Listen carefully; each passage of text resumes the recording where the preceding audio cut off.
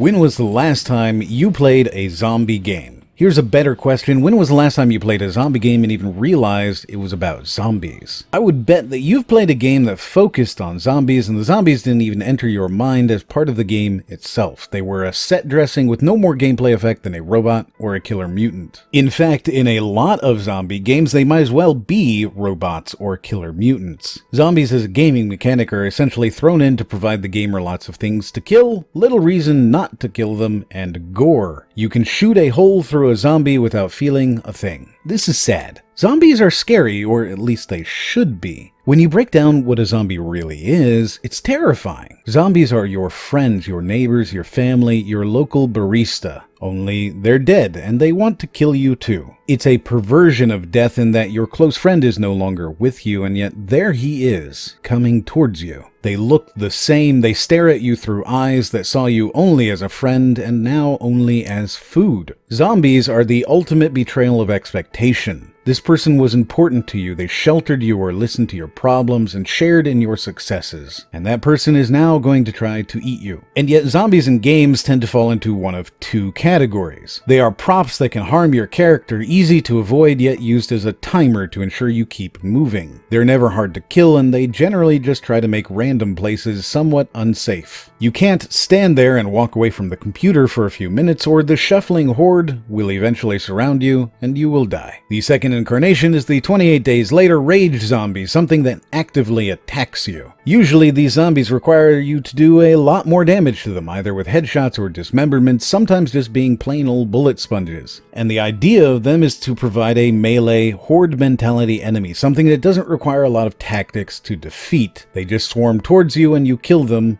or they eat you. This low barrier to entry is why we saw so many zombie games. Yes, they were popular in the zeitgeist, you could find them everywhere. Television, movies, romance movies. This certainly didn't hurt the willingness of a developer to put a zombie in their game, but zombies were popular because they were easy. It's not hard to code a zombie. You can literally download Unreal or Unity and make a zombie enemy in a matter of minutes or hours if you want to make a really cool zombie. So we saw a lot of zombies. Starting in 2008, when Call of Duty introduced their zombie mode, until today, we've seen no less than 80 major zombie games. From Left 4 Dead's zombie-centric gameplay to Red Dead's Undead Nightmare Standalone, which added zombies, to games like H1Z1, which had zombies so that it could have a story. The problem is that you can replace a lot of these zombies with cactuses on turtles. I realize that's a ridiculous thing to think about, but just imagine a cactus on a turtle. It's slow, but it moves, and yet if it bumps into you, it will hurt a little. And if enough of them bump into you, theoretically, you could die. Now, I'm not opposed to this Cactus-Turtle approach, since I think a lot of the fear of a zombie is not in any individual zombie. It's the fear of thousands of zombies slowly getting closer, slowly becoming more dangerous through proximity, and eventually overwhelming you and tearing you to little bits,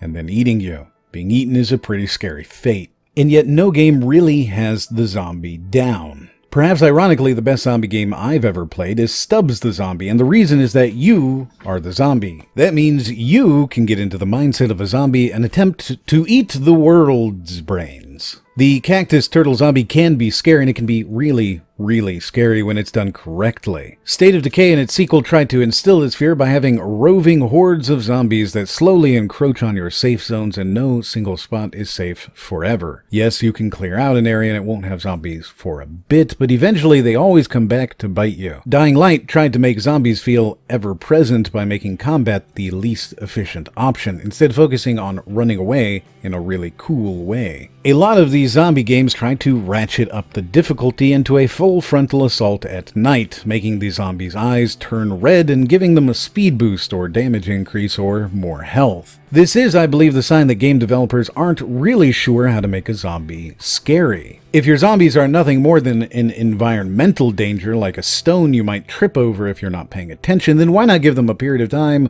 when they get to be truly threatening? It's also why games like Killing Floor and Left 4 Dead introduce special zombies, things that work outside the norms of Cactus-Turtles and create something original and deadlier. Or why Dead Space introduces zombies that are alien tentacle monsters instead, requiring complete dismemberment to truly kill. This failure to make a zombie a scary enemy is why Resident Evil doesn't really have zombies anymore. It has whatever they are, and adds tentacles. Perhaps tentacles are scarier than zombies just in general. A good zombie, though, is something that is a threat you can evade. A single zombie is not scary, but 1,000 zombies are. And we're finally getting to the point where technology can show zombies in great numbers and horde simulations that can make them feel organic. Certainly there's an element of showmanship here as well. Developers don't want to make their games feel boring when they decide to focus on zombies. Having most areas filled with just a few easy-to-kill zombies because you can't handle a horde makes the game seem like it might be terribly dull. Similarly, if you have hordes of zombies, making them impossible to fight would make a game like Dead Rising a lot less fun. Yet a lot of these are games where they decided to choose zombies because why not, as opposed to really embracing the zombie as a horror mechanism. Making a good zombie that is easy to kill individually, yet can kill you if it surprises you, yet also is essentially a wall of death when there's a horde, that's a difficult premise, and I don't begrudge developers for deciding not to worry about it. That doesn't mean I don't wish we had games where the zombies were truly threatening. I imagine a game where you play at the beginning of a zombie apocalypse with lots of non-zombies everywhere, slowly being turned and becoming that great flood you can't fight. Your failures to stop the apocalypse would be shown through the numbers of victims turned enemies that you have to fight. It feels like a cool idea to me, and it would allow for the